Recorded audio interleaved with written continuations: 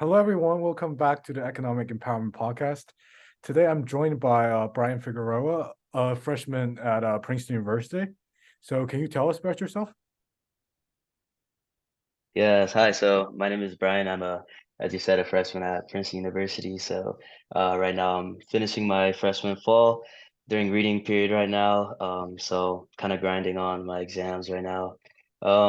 And yeah, a little bit about me. I'm from northeastern New Jersey, right across from Manhattan. And growing up, I like to play soccer. I like the visual arts, like especially drawing. Um, in high school, I did a lot of mentorship and wellness activities. Um, and I've also liked doing community service and especially in education sector. And now I'm here at Princeton, so um, yeah, I'm here trying to study firstly economics, but I'm also exploring other things at the moment to see where that path leads me. What makes you choose the field of economics? Yeah, so I guess I never really knew what economics was until my junior year of high school when I took macroeconomics. And that's like the first time I sort of really got to know what the field is actually about because I heard a lot about it, like especially during now in times of COVID with the pandemic, you hear a lot about inflation going on and how that's affecting our economy, unemployment, all these terms. And I mostly just curious about knowing what all that was talking about. So I decided to try out that course, and I really liked it, because I think ultimately it's more so a lot. I feel like a lot of people think it's like numbers and everything, which was my impression of it at first, but I think ultimately it's the study of people, and you need really perspective. So everybody can really bring their own unique perspective to create this whole picture of how the world works and how to make the correct decision. So it's both very analytical, but you also have to use critical decision making. And I like that it sort of combines a lot of different skills from different fields because I've always been very interested in a lot of things, and I re didn't really know like what to settle more down in. Like, do I do STEM? Do I do humanities? But I think economics is a really big intersection of a lot of things and very applicable to, especially in what we're dealing with right now. So yeah, it just sparks so many questions going forward. I like how you mentioned that economics is about the study of people. So, what do you think in because then economics is really connected with like economic empowerment, development, and stuff like that. So, from your background, what would you say about economic development and how necessary it is to cover for low income people, and what are some resources that needs to be available for them?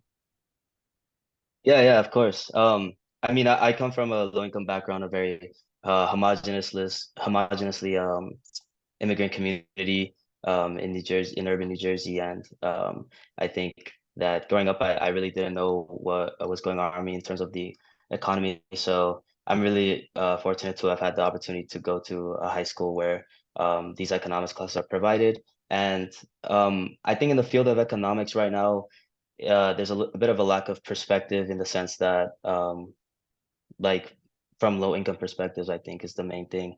So I think like right now, the main thing is that a lot of these low income people are unseen in the data that we're collecting. And sometimes people tend to see it all about numbers rather than like, like I said, it actually affects people. So I think we need to see these decisions more as more like uh, political and more having a real impact on people's lives than just like having an impact on the prices and things like that, So I think it's really important to see all these things and have these sort of resources for people to learn. I think the main thing is awareness. And I feel like a lot of people in my community, at least, don't really understand this. They just read what's on the news firstly, like the headlines, whatever creates the most noise, and then end up voting on based on their own experience, which is why it's important to teach and learn about economics because it ultimately is this intersection of all these different perspectives. I like how you talked about data collection, how the low income and like minorities are basically neglected. What are some ways that we can help to collect those data or improve upon the current situation? Yeah, I mean, that's one of the things that like I sort of am passionate about helping resolve going forward. Um, but I think mostly it's like there's a lot of people that just aren't aware of these things, and there's a lot of biases in the field. And it really comes down to working closely and getting more people that understand these perspectives, and getting more people from these communities to into these fields to bring their own perspectives, because as I said, it's really about bringing perspective into it. It's really the intersection of all perspectives, like the government is not going to see it the same way as the Federal Reserve, and certain people, are going to have their own opinions based on their own experiences. So I think it's all about just getting a bigger picture of a better representation of what, let's say we're talking about America, what America looks like, into like these discussions about what's going on in the economy, and to really get to the bottom of it, and that'll slowly, like, start changing the institutions and structural issues we have with all these things. And yeah, I mean, as I said, I'd really like to go into that field for one of the, like, that's one of the reasons I'd like to go into the field. So yeah. Yeah, fantastic. And when you talk about, bringing all the perspective together, I think there needs to be like a more of contribution of, Generation Z entrepreneurs, right? So the young Hmm. entrepreneurs, I don't think are getting enough opportunity from of the trust of, older generations, because we're currently being seen Mm. as the real unreliable part to in order to take on business or something like that. So what are some skills that you think we should develop that to combat these stereotypes against us? Yeah, for sure. Our generation in particular, I think, is looked down upon a lot. But I think one thing that's really gotten out of hand, especially, is the sort of this sort of political, at least in America, political polarization, like because of social media misinformation. Um, and I think it's really important that people go back to their ways of open-mindedness. And I think that's one of the biggest things that is looked down upon uh, in regards to the older generations versus Gen Z, because us Gen Z, we're screenagers basically, right? And so we spend a lot of times on our phones, and there's a lot of, like, these trends that these kids are doing these days, and sometimes they can get out of hand, and so I think, like, just they don't the older generations just don't take us seriously, a lot of what we say seriously, just because of the whole, like, social media bubble, like we're just saying things to say things, performative activism is a big thing. So I think in the sense of, like, trust,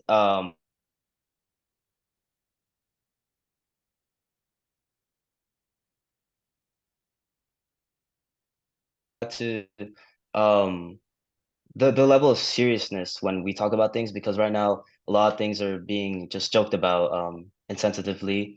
uh People aren't taking things seriously, and I think with the rise of uh these entertainments on social media platforms, our younger generation, especially the new one, is starting to take life as a joke. And there's also people who haven't really studied something, are spreading information about it.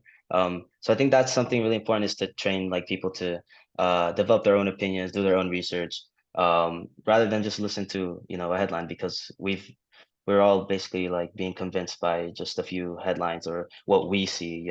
We need access to multiple different sources to get our own perspective on it.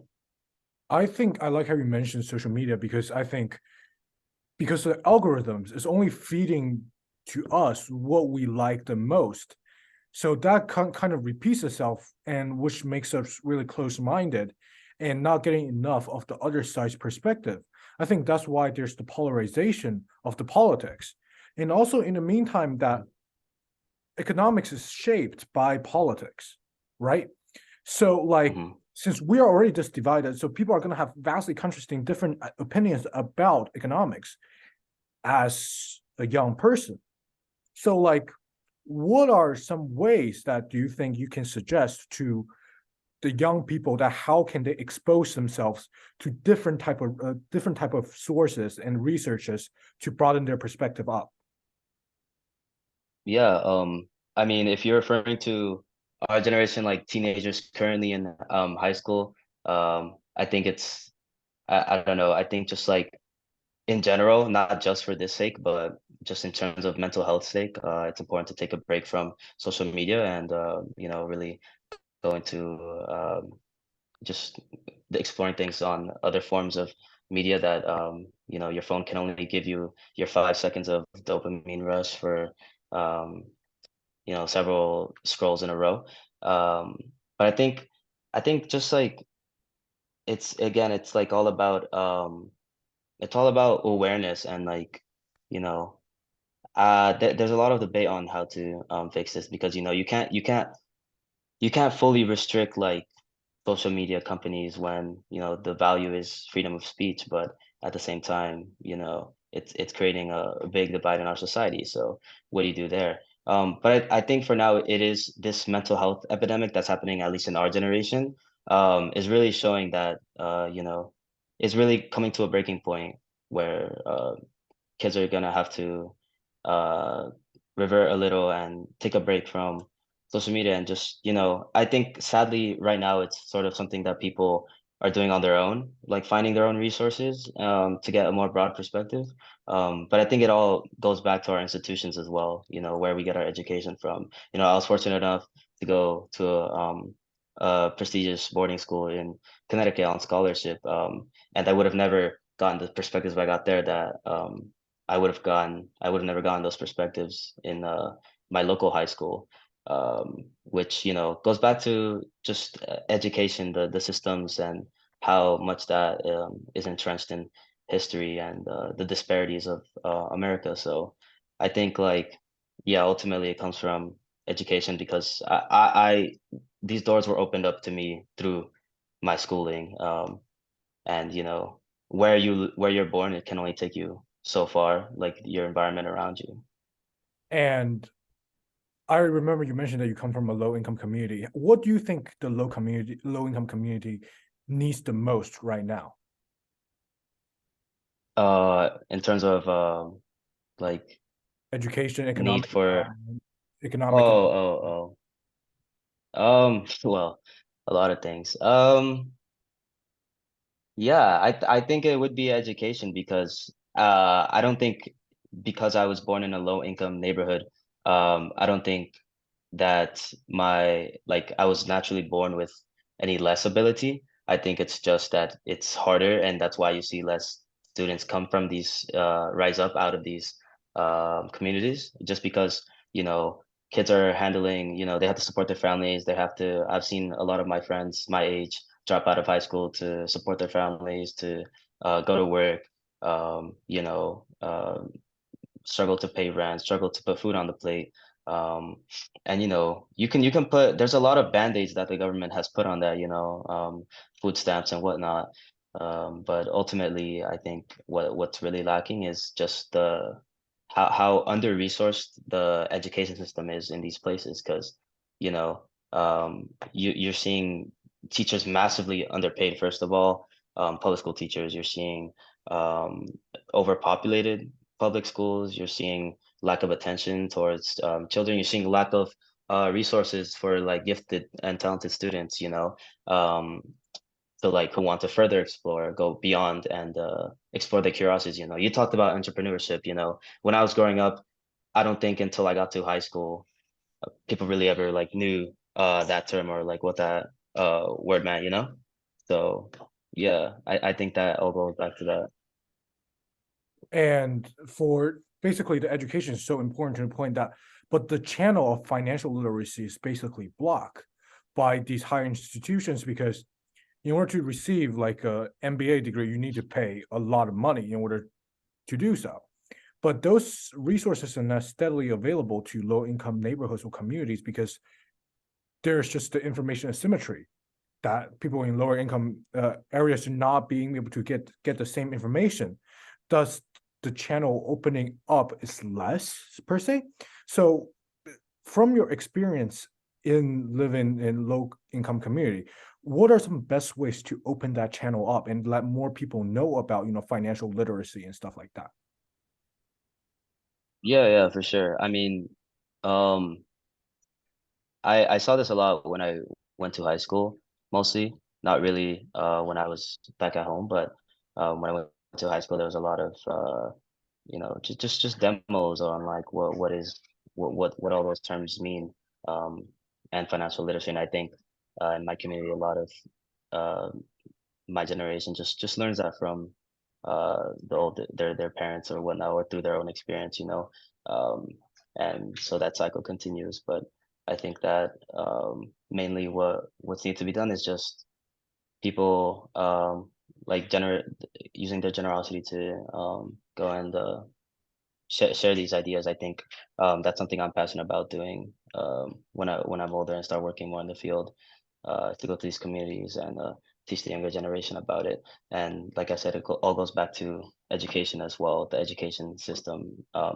This should be implemented in the basic curriculum, but it normally is not. And yeah, people talk about a lot of useless things that students learn throughout their elementary, middle, and high school education. Um, but ultimately, some things I think need to either be added or replaced. Yeah. Yeah. Thank you so much for coming on the podcast today. And this has been an honor, and I wish you all the best in your Princeton education. All right. All right. Thank you. Thank you. I'll see you soon. Bye.